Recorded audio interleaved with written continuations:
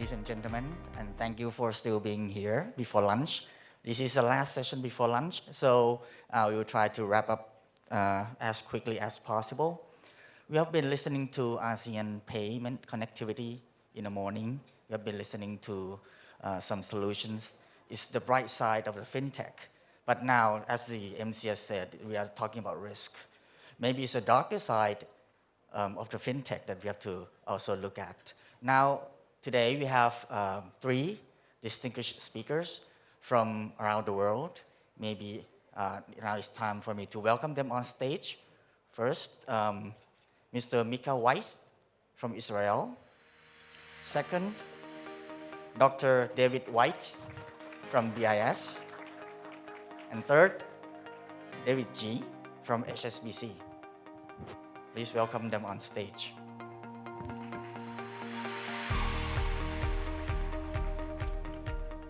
Now I'd like to give a brief introduction to our guest speakers. The gentleman on my right, Micha Weis, he spent 26 years in Israeli Defense Force, 10 years as a CISO, Chief Information Security Officer, at Mizrahi Tifahat Bank in Israel, and 3 years as advisor at the Ministry of Finance as cyber expert. And now he is the head of National CERT in Israel. Next to him, Dr. David Whyte. He is now the head of Cyber Resilience Coordination Center, or CRCC, and the deputy head of corporate security at the Bank of International Settlements, or BIS. In his roles, he has done so many things, but my focal point would be on heading the SOC team, Security Operations Centers, among other different things that he will mention during his talk. And DavidGee, he is the head of cybersecurity for HSBC Asia Pacific. He has worked on transformation from the CIO position for the last 19 years.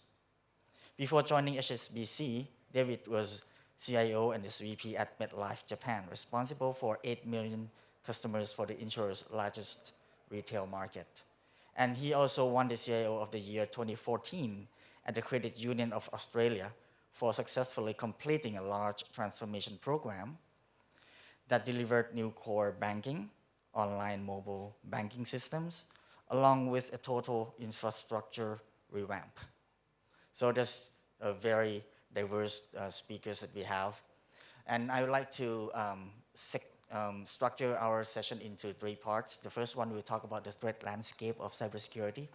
The second one, we talk about information sharing, which is the risk reducing mechanism.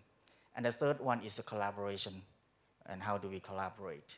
May I start with DavidGee?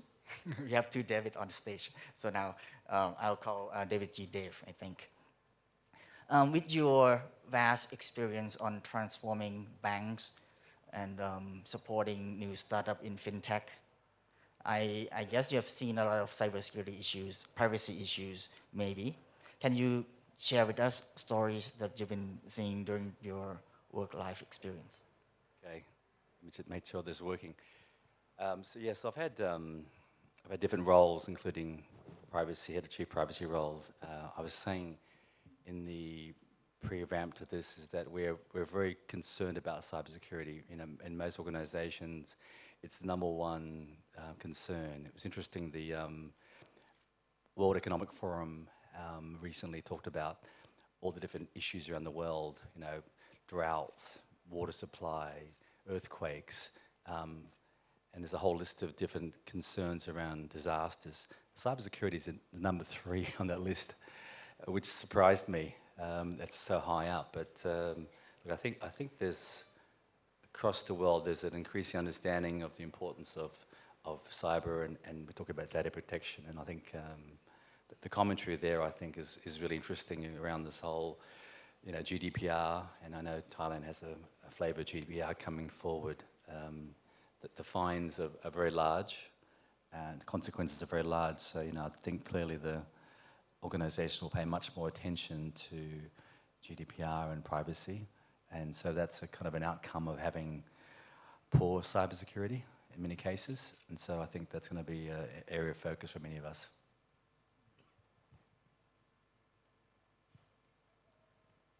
And I guess you have seen a lot of new financial technology. Privacy is a very important issue, and a lot of cybersecurity issues arises from privacy.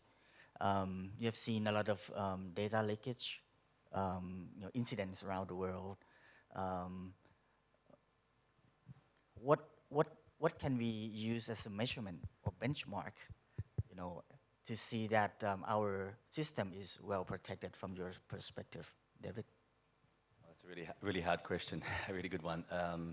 It's the question that's asked a lot in boardrooms. Boards are concerned about cyber maturity, concerns that the investment is going into the right places. We're putting the appropriate amount of money into protecting the bank, and so it's a really tricky question to answer.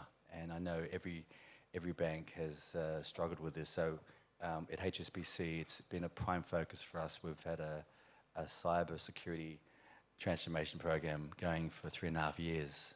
And so in that program, we've been doing $200 million plus investments per year. Now, I think it's just not about money, because I think it's about getting the technology and process and people orientated towards cybersecurity. So I'll give you some examples of that. So one of the things that my colleagues here would know is one of my passions is this: if you just throw technology at the solution, okay, the vendors will love this, but actually it doesn't solve the problem. We really need to have this passionate group to understand that protecting the bank is not just my job, but all our jobs. And so one of the key things we've been doing this year in Asia Pacific, and we have 19 countries across Asia, is to get training and awareness out to all users. So we've set a target of 60,000 users across Asia Pacific to train in cybersecurity. So we have, for example, 25,000 developers that we need to train in cybersecurity. Personally, I've done board trainings for 15 boards this year already. And so we set ourselves as a very high target this year. We did a count a few weeks ago, and we got to 28,500 training sessions so far. And so we're really pushing this out to all the countries to have different levels of developers, what we call high-risk users, which are people in payments or system admins or people that are targeted, as well as boards and excos to say, how do we make sure that they understand their responsibilities? And so some of the sessions that some of the colleagues have been to, we've done half-day sessions on cyber, trained chief operating officers for 3 hours on cyber, CIOs for 3 hours. So we've done a really intensive job to make sure they understand cyber and they can understand what they can do about it versus saying it's someone else's job.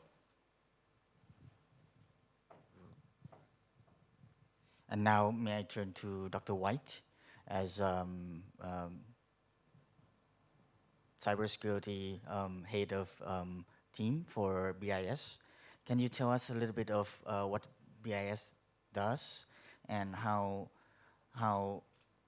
you working with central banks, and then you can observe cybersecurity issues and incidents globally? Yeah, certainly. So it might just maybe just take a moment to talk about the Bank for International Settlements. So we're often called the central bank of central banks. So the 60 central banks and monetary authorities across the world are shareholders. So we provide services to the central banks, but we're much like a central bank. We just don't belong to a nation. We're the world's oldest international financial institution, but we offer a number of services to the central bank community. So maybe I'll split this into sort of two parts. One is the head of the Cybersecurity Operations Center at the bank, providing security services just for our bank and kind of what we're seeing in the cyber threat landscape. And then maybe I'll switch to from a coordination role, which is another part of my function, doing better collaboration within the central bank community and what are we seeing there as well. So if I address the first part, what I think we've seen in the last few years, and we made a very big internal investment program to upgrade not only our cybersecurity program, but also our infrastructure as well. We're seeing some very sophisticated attacks. There's a number of attack tools that are freely available on the internet. So I think I had given a talk a few days ago, and what I had said was, once very sophisticated attacks came from very small select groups of individuals and nations. That's no longer the case. A number of very sophisticated attack tools, very sophisticated exploits are freely available on the internet. And so now we see a lot of very sophisticated attacks. Thankfully, we're able to repel most, if not all. But from an operational point of view, still the most effective way for someone to get into a network and get that initial foothold is through phishing. So yes, there's a whole number of things. As a defender, you have to plug all the holes. As an attacker, you just need to find one way in. And by far, very good threat reports come out from a number of different organizations. Verizon has a very good one, and year after year, phishing still remains the number one vector to get in. And I can tell you at the Biz, we take that very seriously. We have a number of different layers of control before an email will ever hit an inbox, and we still see some of these attacks come through. And so then we rely on the user, and that's building a security culture, and that's one of the things also. I'm a technologist at heart, but it's not all about technology. It's really building that resilient security culture, because your users are really your first and your last line of defense. I think we're going to talk about information sharing in the next question, so I won't go too deeply into that. But what we are seeing is, if I take a step up in the central bank community, very targeted attacks. And so certainly we need to share that type of information, but it's different type of information, because if I think of the traditional, we need to be very near real time, share indicators of compromise, how the threat actor is working, that's still valid. But with the targeted attacks, we see, especially in the financial sector, the payoff is so huge for the threat actor, they're willing to take the time to do more targeted, crafted attacks. And also, once they're in the network, to be very, very quiet and observe for many, many days. And we call that dwell time. How long are they in the network before you're able to observe them? Because economically, the return on investment for them, if I put it in financial terms, is exceptionally high. So for us, it's really, we're turning our defenses not only on the perimeter, but also on the inside, really trying to understand what's going on. And our bank is a very small bank, but we do a lot of banking transactions for the central bank community, so very big dollar. So I can only imagine in a commercial enterprise where you have externally facing customers, multiple interactions with commercial banks, the landscape on what you need to protect is absolutely massive. And I come back to that, it's asymmetric. As a defender, I needed to cover all eventualities, and as an attacker, I just need to find that one way in. So it's a constant battle. Very challenging, but a great space to be in. Still, advanced persistent threat and phishing still on the top of the list. Yeah, and I think this is, we kind of use the term effective persistent threat. So advanced persistent threat, for those that don't know, that term is typically reserved for a nation state. So you have a collection of activities. The threat intelligence firms say, oh, this type of activity, this tooling typically comes from a particular threat actor. Oh, this threat actor actually is supported by a nation state somewhere. And 5-6 years ago, that was valid. You could simply say, well, that sophisticated tooling could only come from someone in terms of had the means, the motivation, and the time to do that. As I said, there's been a real democratization of attack tools now, and really sophisticated tooling that is put out on the web.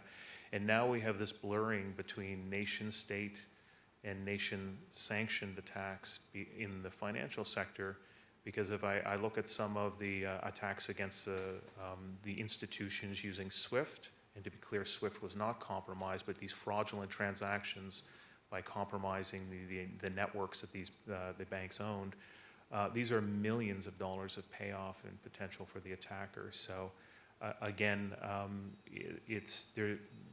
The sophistication now has moved out much, much more broader than nation state, although that's certainly a concern as well. And since you're running a SOC, and I think SOC is one of the measures that we use to detect the threat and incidents, how do you think SOC is helping you as you're responsible for cybersecurity for BIS? Yeah, I mean that's a really interesting point. Where again, if I talk about the collaboration that we've started up a new cyber resilience coordination center to facilitate. We don't have all the answers, but we want to bring people together in the central bank community because they have similar issues. But running a SOC, we really, certainly for myself, and I come from an operational background, really understand what the issues are and how the detective capability really has to try to keep pace with the cyber threat landscape. And it's also when I talk about, here are some frameworks to benchmark a SOC. We kind of, eat our own vegetables. We apply the same framework to our SOC. So things like the MITRE attack framework are something that we're using. We subscribe to the NIST Cybersecurity framework.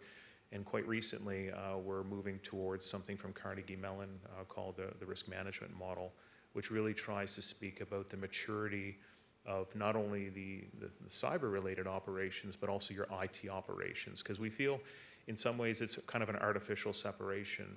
What you want to do is what are the core services that your respective institution needs to keep up and running no matter what. If there's an adversary there or there's an IT outage, once you define that, you can make, I think, as David said, more informed decisions. IT security could be, you can spend an inordinate amount of money, and how are you protecting the right things? How do you measure that? The first thing you need to do, and it sounds simple, what are the crown jewels, but what are the core mission services that you need to protect? And then once that's identified, you put the right level of controls in place there, and maybe less controls in other areas. This is a tough decision, but it has to be made from an informed space. So again, succinctly, I think running the operations center at the bank, although it's quite small in terms of just protecting us, it really gives us an opportunity to not just simply blindly say, please use this framework. We use it first, so that we understand if actually we think it's applicable, or the pains and the benefit. So you're using SOC as a tool for managing the risk, and then you probably recommend central banks to use the same framework. Yeah, well, again, and that's a tricky proposition, but yes. So the reason that we are looking at this yet another framework, it's of course the good thing about standards. There's so many to choose from, but the one that we're looking at is mappable to all the existing frameworks, the ISO 27000 series, the NIST Cybersecurity framework, COBIT. And what we'd like to do, because certainly in the central bank community, is benchmarking. Right now, there's no good way, I think, to do common benchmarking unless you use some sort of proprietary framework. And so this is the type of discussion that, again, it's early days, but this is the type of discussion with the central bank community that if you've already done the mapping to these other standards, perhaps we could map it to this and do some common benchmarking to really understand, have we made the right investments, and what are other people doing in the space? Because you certainly learn from, no one has all the answers. And it's through the sharing you really understand some of the decisions that are made. So we all should be happy that not only banks are forced to do cybersecurity using some framework, but also central banks. They also have to eat their own vegetable. Well, that's the hope. I don't want to overclaim, but certainly for us, it's something that we are doing. And so we're customizing the framework. And we're starting a pilot program this fall for those central banks that would like to do this. And for me, it's all about value. When we have this thing called the Cyber Resilience Coordination Center, if there's value and we can promote trust, then people will use it. If there's no value in it and we don't have the trust, then obviously it's a good idea, but it won't fly. But we think we can do it. Okay, good. And now, if incidents are discovered, the CERT has to take some action. You are running a national CERT in financial sector for Israel. Can you talk a little bit about what you do in your day-to-day work, and what kind of incidents you have observed this year? Yes, two comments about the last panel, if I may. I saw the last slide with a key success factor. There is no cyber over the slide. No cybersecurity. No cybersecurity, not a word. So I suggest all the all the fintech cyber startups, the first line for you on the presentation should be your vision and your goals and your value that bring to who you sell your product. But the second one should be cyber, because no financial institute will talk with you if there is no second line, a good one. They will say to you, go home, do some homework, and come back. That's why we're here. The second comment, it's about all the attacks, all the cyber attacks. You know, it's like a water. The water flow, whatever it's convenient for them. And the attacker, it's like a water. So there is a huge of surface attack. And if you are weak in one point, it will come from this point. If not, for another one, but it will come.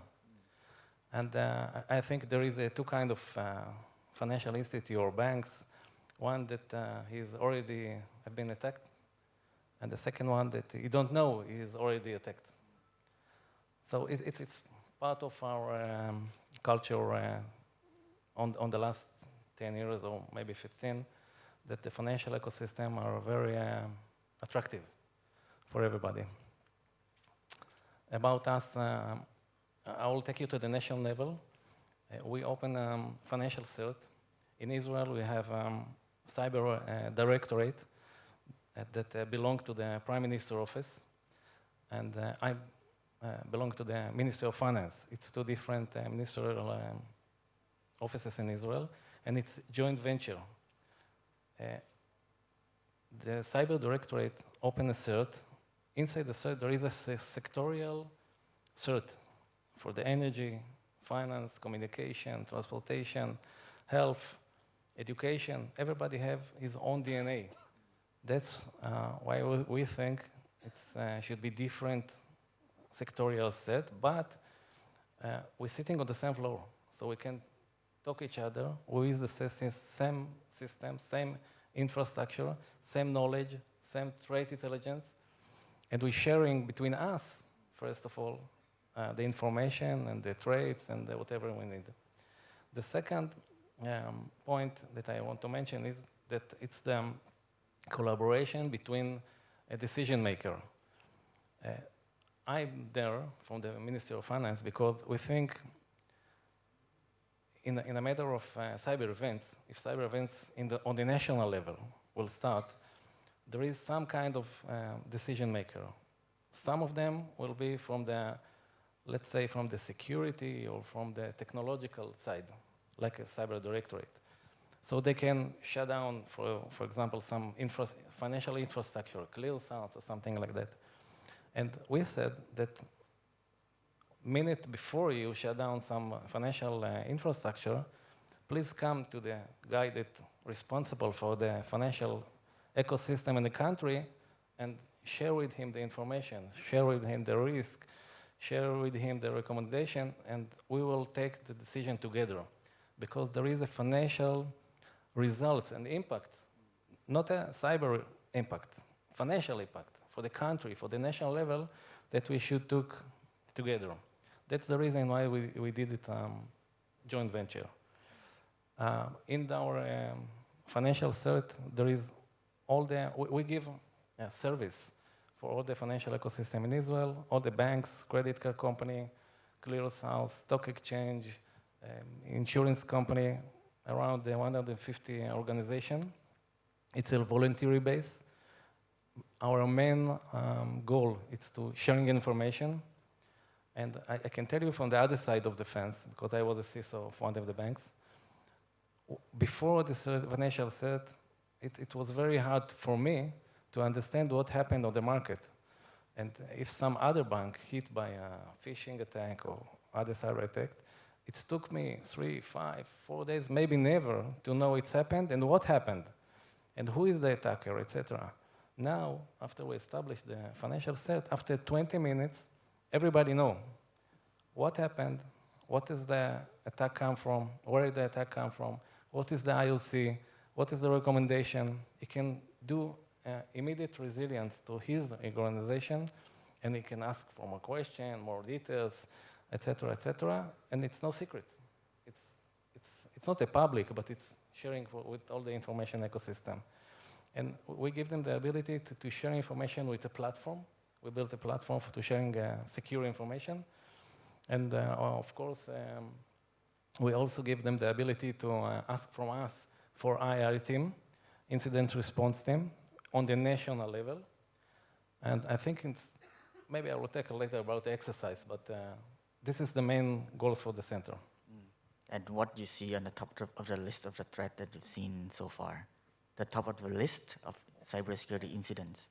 As I mentioned before, I think phishing, it's make us busy. Also DDoS attack. Yes, and the ransomware, of course, attack. But yeah, phishing took for us a long... Phishing, ransomware, and DDoS, top Yes. 3 on your list. Yes. Okay, good.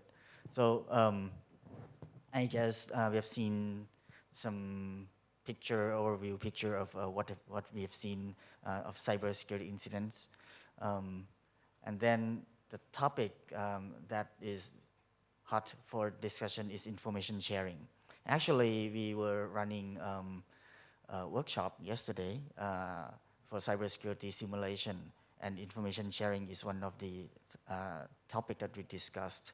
For example, what information should we share? What information can we share? How do we share it? Whom do we share it to? When to share it? If the information is shared to not fast enough, then the information might become useless. From the point of view of bank, HSBC, I heard that you are an active member of FSISAC. Maybe you can share with us a little bit how you share information among banks, what mechanism you use, and what seems to be most effective. So really good example, I think, we hosted a session for FSISAC in Hong Kong a few months ago, and the story I told there was about the Bank of Valletta hack that happened in Malta in February this year, if I get the right dates. Now, what was interesting was, I think this was in about April, May, so it was pretty soon afterwards we were sharing this example. Now, what I told the story was, if we go back in time to October 16th last year, a group of actors, nicknamed Empire Monkey by our team, attacked HSBC on the 16th, and our defences stopped them, okay? And so we talk about that's a great story. It means we're successful defending the bank. However, being humble about it, we know that our defences that we put in place were fairly new, 1 year, 18 months, so it could have been us, right? So we said, good thing.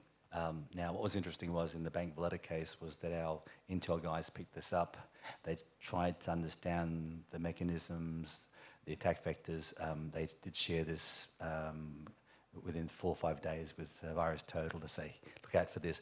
Unfortunately, Bank Valletta, 2 days later, someone clicked on the phishing link, and again, fast forward October 18th to February, 13 million euros was extracted from that bank at that time. So I think it's a good example of what we've done to share information in the community, but unfortunately, some didn't use that information, or it was too late.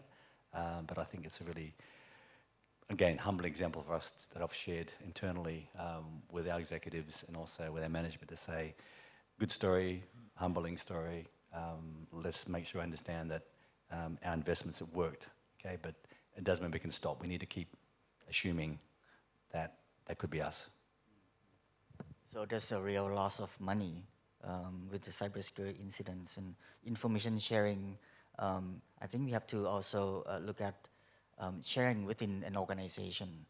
when we send some rep to attend conference, to talks, they learn something, and when they come back, I'm not sure how well they propagate information and implement that to defend against the threat that they've learned. So that's also things that we should maybe think about as well. From BIS point of view, I think you have been working with central banks. Are there different mechanisms for sharing information with central banks, your customers? Yeah, so first of all, let me say I'm a huge proponent for sharing. And one of the services that we hope to offer in the central bank community is better collaboration, but tools to facilitate that, because this is a really complicated issue. Practically, what do we do in the central bank community? So I would kind of separate into two things. One, we have a very small closed community of central banks that share quite freely with one another. So it's not the full central bank community, and this has kind of grown up over time. And I would say that's probably our most valuable source of intelligence, because why? Well, the group is a bit smaller, so it seems in the smaller groups people are more willing to lean forward and share more. But also this type of threat intelligence comes from other central banks, and so the malware and the targets and the techniques being used are very applicable to our environment. And I'm talking as operating the SOC, so that's very, very valuable. We also subscribe to a number of commercial threat feeds. I find those not very useful. So we do because we have to. I have an internal audit function I need to satisfy, and they say, well, why aren't you subscribing to these threat feeds? But practically, if I was to look at what my analysts, so looking at the pane of glass in the SOC, we get lots of hits sometimes from some of these feeds. Most majority, if not all, are false positives. We also subscribe to the SWIFT feed as well, near real time. So what do I mean by subscribing to feeds? There's two types of feeds. One, we just kind of consume emails and we look at the threat environment from a strategic level. But we also have the ability to ingest indicators of compromise through our SIEM, and we can look at things automatically. I must admit, on our side, maybe we need to do a better job of kind of vetting that information, but I find kind of that whole-scale spray of threat information to be not as useful. As a practitioner, and what I'm most fearful of is I think we need to make it easier on the incident responder to share information, because I can tell you if there's an incident in my bank, part of me would say absolutely we need to get this information out as quickly as possible. But there's an element of risk involved in there, and that is, what am I able to share, how quickly? I'm firefighting, I'm trying to handle an incident, so how much time do I take? I have to have the platforms in place already and the business logic in place to share this without thinking, I think, in order to make it effective. And the other thing is, if we do have something, so we sometimes see very unique malware that we do share. But at what platform? So if there's 5 different threat intelligence platforms, there's friction there. Do we then take the time to share it out on all of these platforms? So it's very easy to say, absolutely, we need to do this, and I think that is the right answer. But I think we need to make it easier on the practitioners to be able to do this in an informed way. And the other thing is, I always hear from senior management threat information, they go, no, we can't share anything because we don't want to expose our vulnerabilities. It's not about, you can share a lot without ever making any kind of statement about, one, whether the attack was successful, or anything about any type of vulnerabilities you may or may not have in your network. And I think that's where the discussion has to go. So how do we clear the understanding between the operational level and management level, what information is critical for the defender, the technical people, so that the management understand the risk associated with sharing the information out? Maybe very low risk of sharing some information out, but it's beneficial for others. Have you seen any mechanism that's good for communicating this kind of understanding within the organization? Yeah, so recently what we've tried to do is use something like the MITRE attack framework. So for those that are not familiar with the MITRE attack framework, this is not commercial, it's open for everybody. A lot of security vendors are using it as well. But what it does, it lists all the techniques that we've seen the attackers use to get into your network. And then furthermore, they will map different threat groups on the specific techniques that they use when they try to penetrate a network, when they're inside a network and they realize their objectives. And so one of the things we're trying to say is if you have a threat that you think has either been successful or you managed to repel, map it against this framework because it's very easy to do and share the framework back to the community. So if someone was to share this back to me, without ever knowing whether it was successful or not, or whether there was a vulnerability in that other network, I could quickly take a look at this attack framework, and I've already mapped my defenses against it and say, I think if this showed up, I would have the right detective and proper controls in place to be able to repel this, but very quickly would expose for me any gaps that I had. That's one way. The other way is we start centering the conversation around malware. So the malicious programs that are typically used to get that initial access. Sharing someone else's malware doesn't give any indication about your internal network configuration, whether or not you were vulnerable or not as well. And so there's a malware information sharing platform that we use in the central bank community where we share artifacts from the actual malware.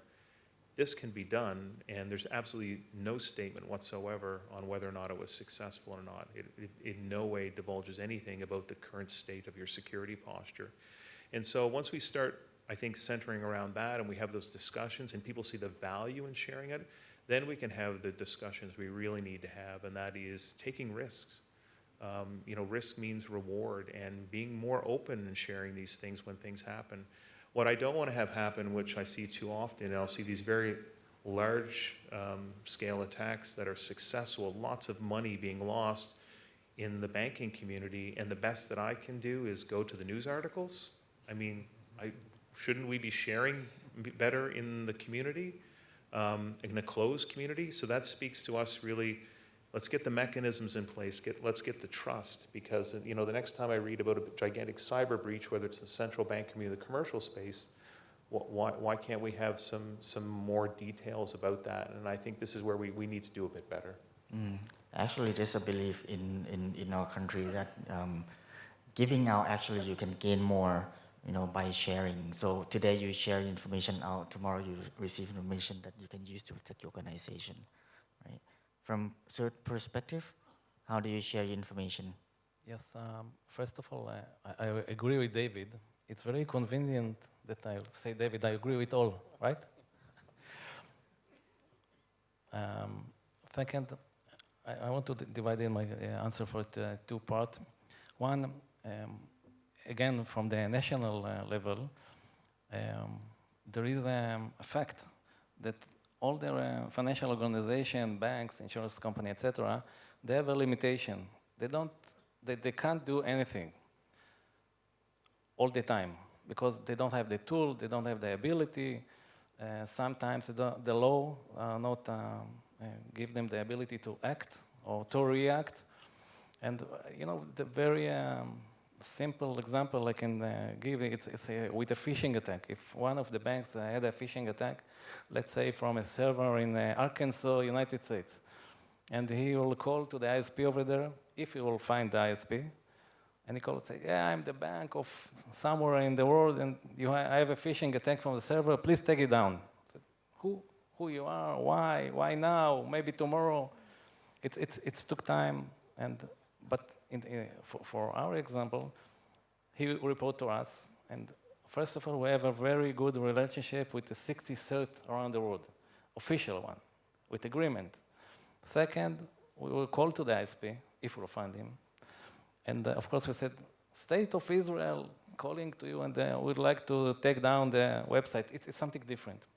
And we give them, it's example, of course, just for give them idea that we'll give another layer of defense for the financial ecosystem, a national umbrella that help them to do more than they can not on the simple thing, on the major cyber events, of course. For sharing information, there is a three layer I want to talk about. The one, it's to build the infrastructure. We built the infrastructure that contain, of course, from technological systems, process and people, as you know. But I think as a nation, we have the ability, first of all, to have a lot of tools together, because some of the financial institutes, they can buy one, two tools, 1, 2, or 3 sources. I don't talk about HSBC, just regular bank. No, of course. And as a nation, we can do more, collect more information, collect more sources, sharing with our friends and relationship around the world, also with security agencies, if we can, if it's not classified, of course. And all this information come to one place. The people, we train them to analyze it and get the main important topics from the data, and I agree, it's a lot of data over there. The second layer is how we separate it. As I mentioned, we do it with a cybernet. It's a net that we give the ability all our customers to connect to. And I think that the next two challenges with sharing information, one, we call it a HIT approach, that we collect from all our customers what the asset they have. And in a minute, I know in the center which kind of customers are banks, right? Yes. Okay. Yes, client, it's bank, insurance company, etc. All the financial organization. And in a minute, I know what asset they interest to in the top priority. I can tell them when I have information about it, trade intelligence or other information that will interest the same hit that they give me the ability to give them the priority. And the second, I think, challenge for all of us, it's automation. Because I think it's some of the organization already inside, on the page, but it's a long way to do that. Take all the information, automate it, report it on the two ways, pull and push the information automatically to the system, and of course push it to the center, and we can share with everybody in a minute.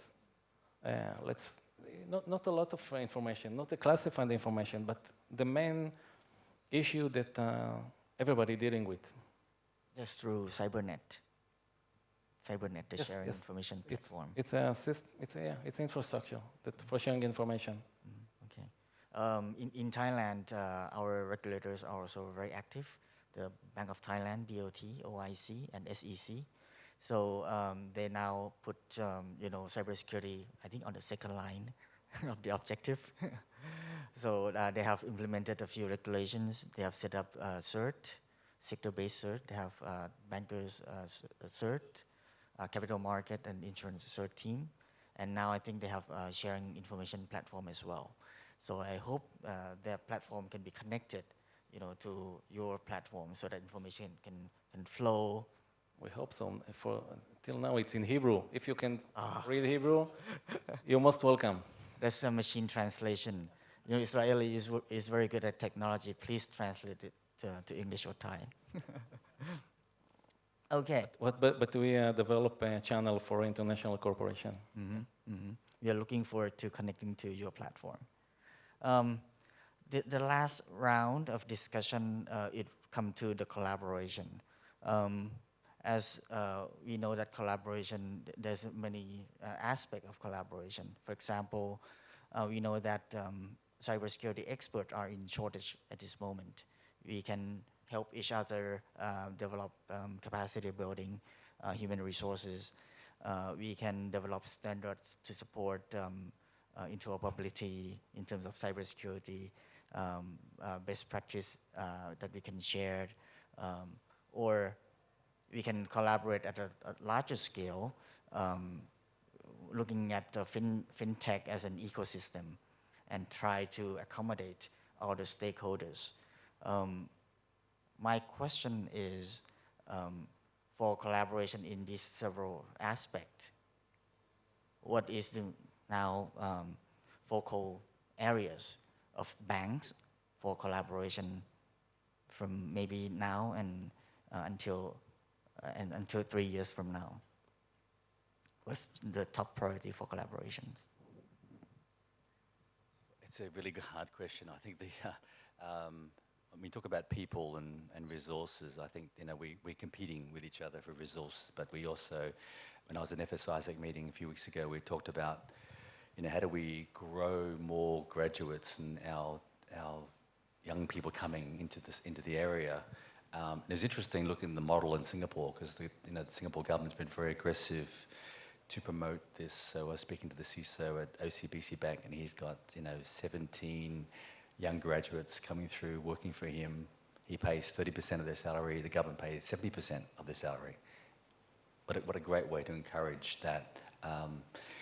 In my previous life in Australia, I was involved in helping set up a similar sort of exchange to say, how do we get companies to bid for students so we can have the best students put their profiles on there. Companies will bid for them to provide scholarships, internships, to train them up, to get people to really embrace them and attract more talent into the area, because I think many companies were unwilling to hire new graduates. And so I think that's a area where I think I'm seeing some banks collaborate, working together, to try to bring up the boost of stocks rather than me stealing people from someone else, because that's really a zero-sum game, and there's insufficient talent, right? There's 1.2 million, or whatever the number is, in shortage. It's huge, and so we can't solve that problem unless we collaborate. From BIS, are you collaborating? I guess the establishment of this new Cyber Resilience Coordination Center is kind of our answer for capacity building, and using the bank's traditional role in the financial sector, developing policies for financial global stability. There was a real need, we thought, to kind of bring the community together with respect to cybersecurity and cybersecurity risks, because again, it's on everyone's risk register now.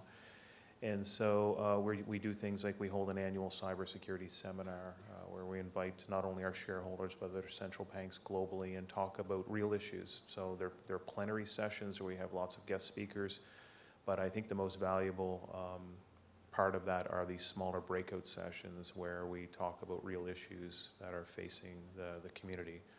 SWIFT Customer Security Program is a good example of that. Trying to apply the standards to become self-attest, to become compliant was a challenge a few years ago because it was new. So bringing people in the community, facing the same issues was great.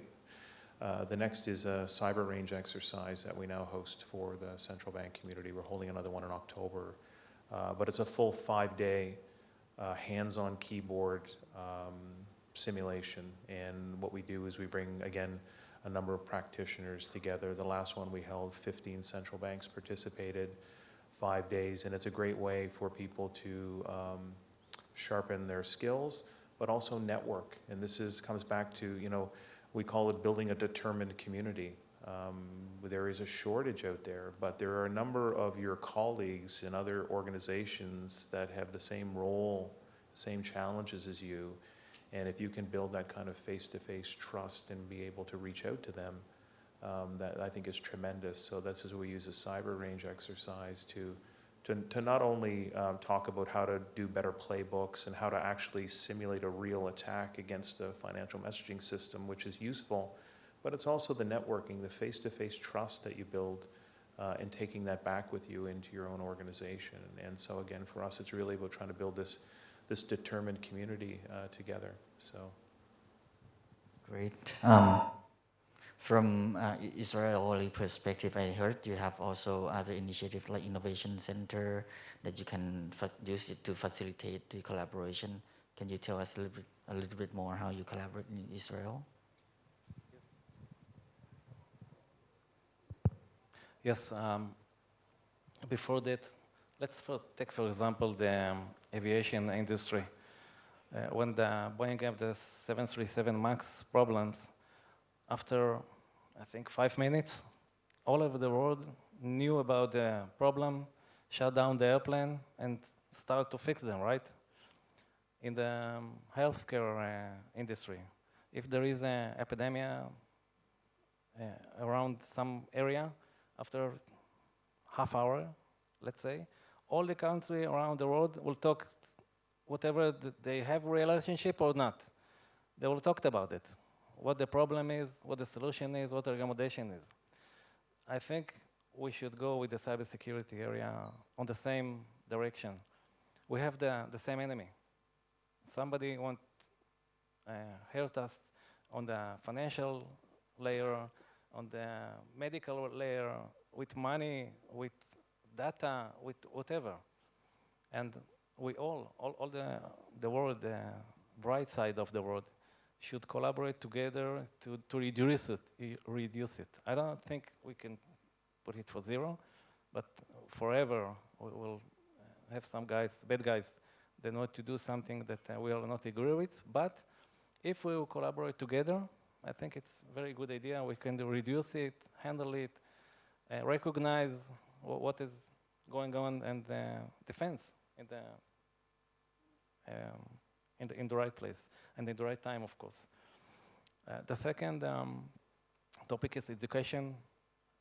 So I agree again with David, because I think it's very important. There is, of course, lack of HR, and also in Israel we try to take the education very fast forward, and we go with cyber classes from elementary school for 10 of age, from 12, 13, to the high school, to the university, to the army.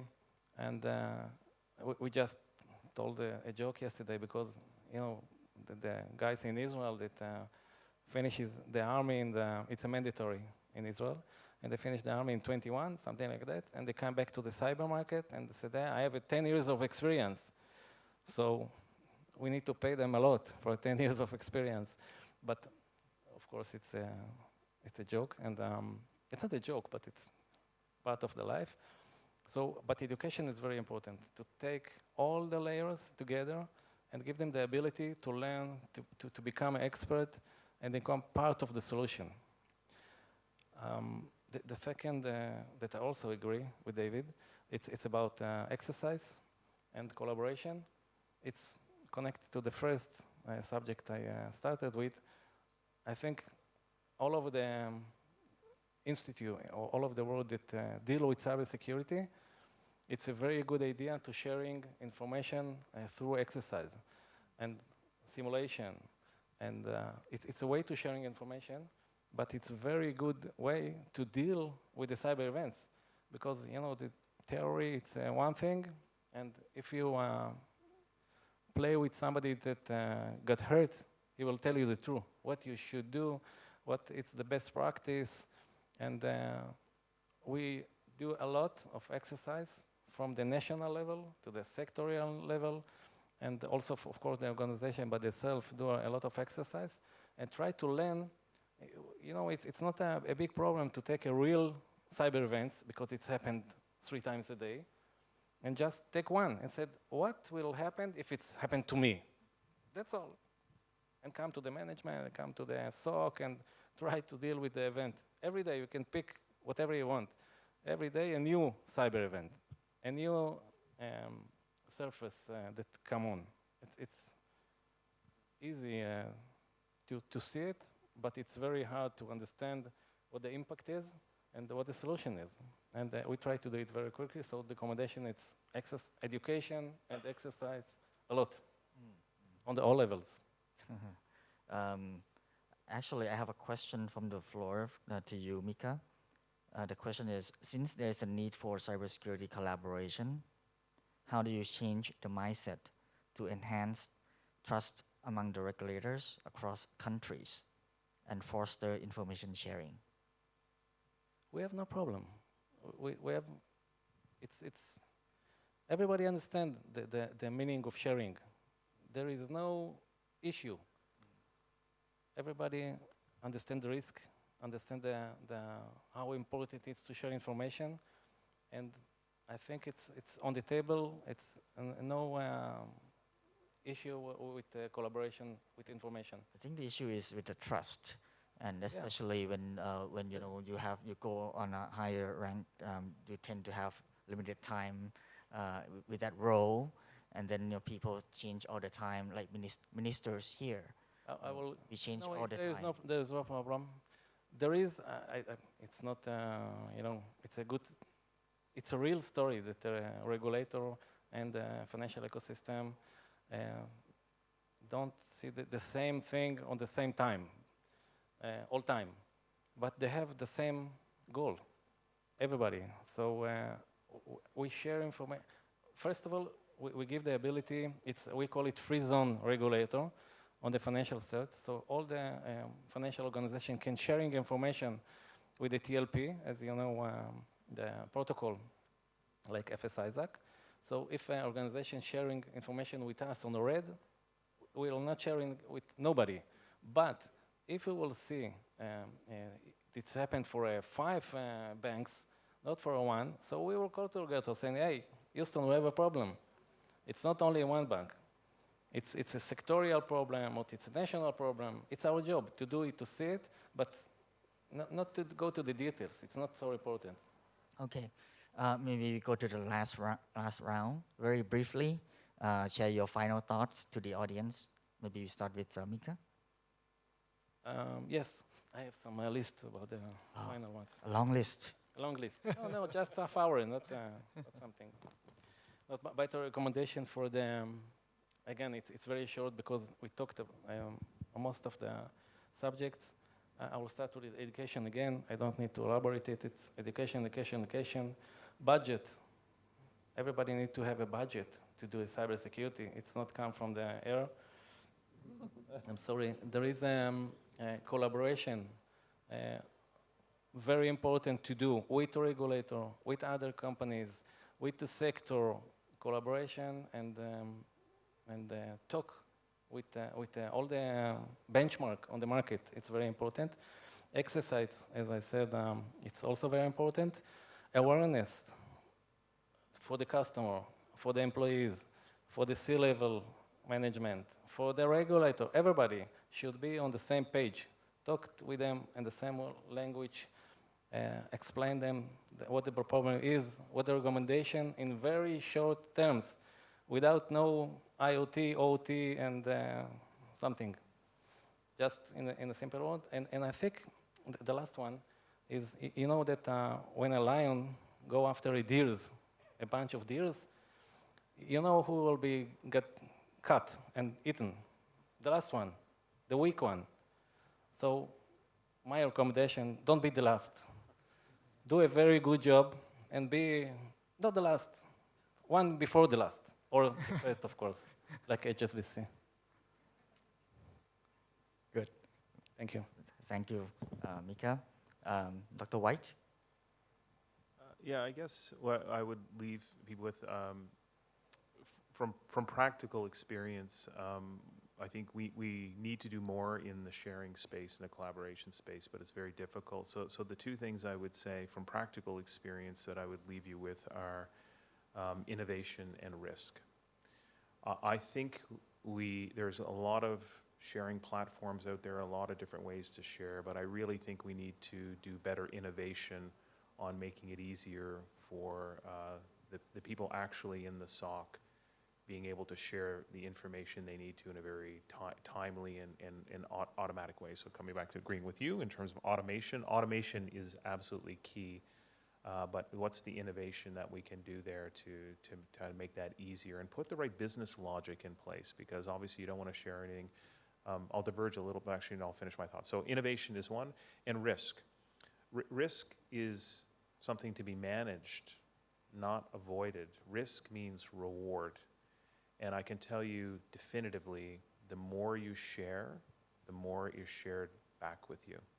And that's what I would like to leave with some of the organizations that simply will subscribe to some of these platforms, and they have the ability technically to share, but they choose not to, I think you're doing yourself a disservice, because I can tell you from practical experience, the more you engage and the more you share, the more others are willing to share with you. So again, in innovation and risk, take some risk in the space. We all need to. Thank you. DavidGee. So we talked earlier about threats, with DDoS and malware, Swift attacks, and they remain major concerns for all of us. On the other hand, we have third-party risks, we have the emergence of cloud, we've got vulnerability management, we've got a whole bunch of other things that are coming and evolving. So it's one of those things that I've always thought about in cybersecurity, is that you're never truly green, you're never truly there.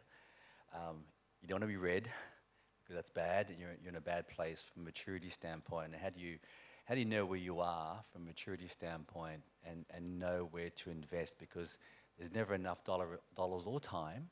And so having the strategy means making choices, right? I'm going to invest here, and as we said before, Dave said, we're not going to do here and hope that's okay.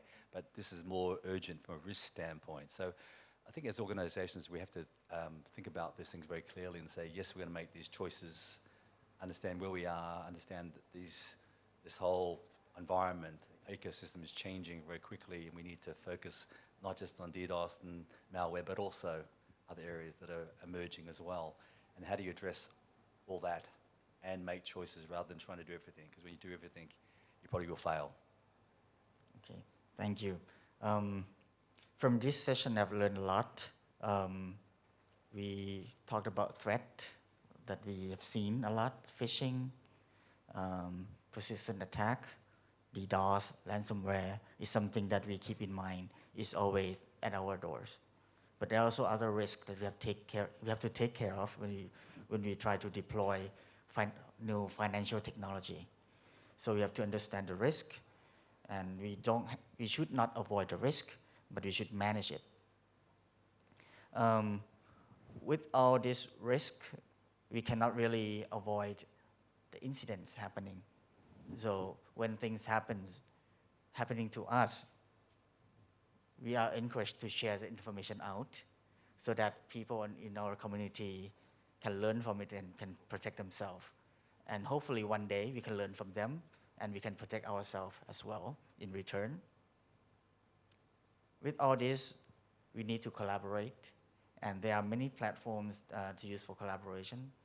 Information sharing is one way of collaboration. Having a workshop, sharing real incident, real case is a good practice of information sharing. Having a platform, technical platform with standards and automation is a good way of information sharing. And one last thing I would like to share is that ASEAN is now working on cybersecurity as well. And we have a platform for sharing information, but it's non-technical platform. So we have communication channels, and we have platform for collaboration like our training center.